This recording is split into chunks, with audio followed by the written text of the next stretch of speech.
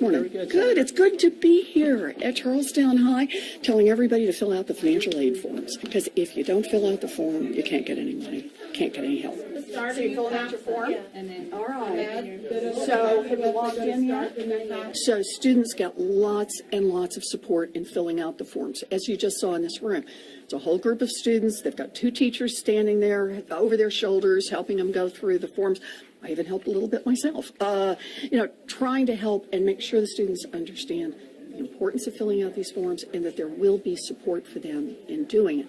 There's a lot going on in why college is so expensive. It's partly about more that colleges are asked to do than they were asked to do a generation ago. And it's partly about the fact that educating students has gotten expensive. Think about the equipment, for example, in an engineering program.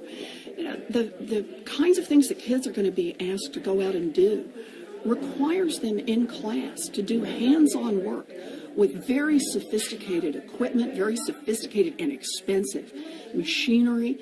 And the universities have to find ways to provide that for the students. It's expensive. It costs money. Let me ask you about the Sochi Olympics and security concerns. Do you think the U.S. should skip these Winter Olympics due to security? Well, I think we have legitimate security concerns. Let's see what happens over the next few days about whether or not any of those concerns can be alleviated. Do you think there's still a chance maybe that we'll call to pull out? I don't know what's going to happen. Right now, it's still an unfolding situation. We don't have full information about what's happening and whether they have adequate security in place. Okay, I also wanted to ask you about former Senator Scott Brown, your former opponent, running in New Hampshire. What do you think of that bid? That's got to be up to him. I think that Jean Shaheen is a terrific senator, and I think she would be a very tough candidate for anyone to beat. How about Brown running for president? You think he'd be a viable candidate? Again, that's up to the Republicans. Question about the Affordable Care Act.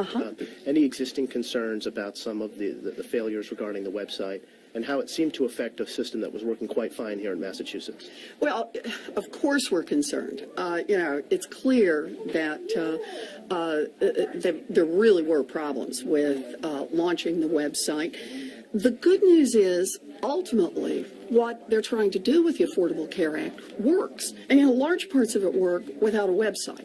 So we already have in place here in Massachusetts and now across the country the ability for young people to stay on their parents' policy, the fact that no policies now will have keep people off them because of pre-existing conditions, the fact that no one will outrun their health care coverage. If they get a serious illness, they can't be canceled and they can't be told that there's no more money left in their insurance account.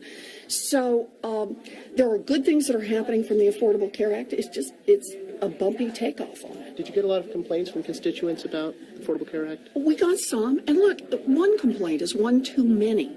That's somebody who's trying to get something they're legally entitled to, and we want that to happen. All of people's experiences with the Affordable Care Act should be good ones. They weren't. And every one of those complaints concerns me. Thank you. Thanks. Thank you, Senator.